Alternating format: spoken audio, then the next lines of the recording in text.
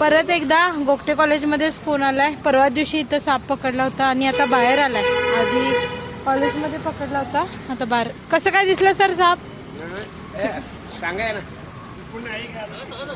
तिकडून येताना असं दिसलं काय?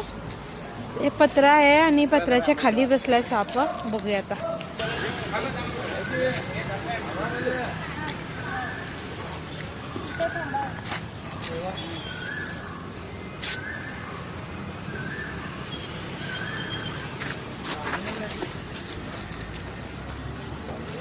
सेम साप आहे, रॅट्स ने काय, पण त्या सापामध्ये आणि ह्या सापामध्ये थोडा फरक आहे. बघू शकता, हा थोडासा ॲग्रेसिव्ह आहे आणि साईज सुद्धा मोठा आहे.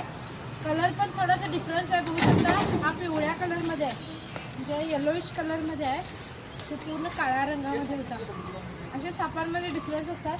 आता ह्या सापाबद्दल काय सांगावं, त्या दिवशी तर सगळं सांगितलं काय माहिती, पण या सापामध्ये अंधश्रद्धा भरपूर आहे. हा साप शेपटीनं मारतो किंवा शेपटीमध्ये काटा असतो वगैरे असं म्हणतात. दिसताना मोठा दिसतोय, पण शेपटीमध्ये कुठला काटा वगैरे काय नसते मित्रांनो. कोणताही साप राहू दे, तोंडानं चावतोय.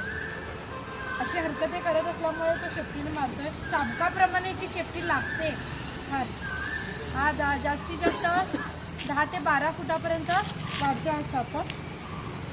ह्याच्यापासून काय धोका नाही. कॅम्पसमध्ये राहायलाच पाहिजे असे साप. जे म्हणजे बाकीचे जे विषारी साप आहेत ते याचा धोका कमी होतोय. व्हिडिओ आवडला जरूर लाईक करा, शेअर करा, कमेंट करा. तुमच्याही आजूबाजूला हा साप येऊ शकतो, कारण ह्याचा मिलन काळ चालू आहे, म्हणजे मेटिंग सीझन चालू आहे. त्यामुळे एका वेळी 2-2, 3-3, 4-4 सुद्धा हे साप एका ठिकाणी असू शकतात. त्यामुळे घाबरायचं काही कारण नाही आणि पकडण्याची सुद्धा काही आवश्यकता नाही आहे मित्रांनो. धन्यवाद.